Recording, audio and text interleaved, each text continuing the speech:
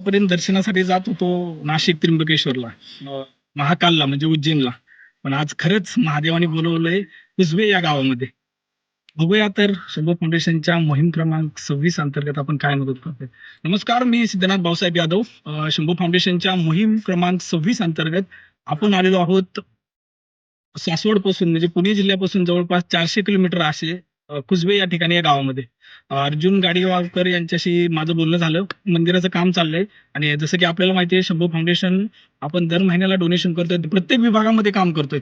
तसंच या अंतर्गत आपण या महिन्याच्या डोनेशनसाठी म्हणजे मेच्या डोनेशनसाठी आपण आलेलो आहोत कसबे या गावामध्ये. तर आपण या ठिकाणी पाहू आपण आता काय काय मदत करता येईल आपल्याला.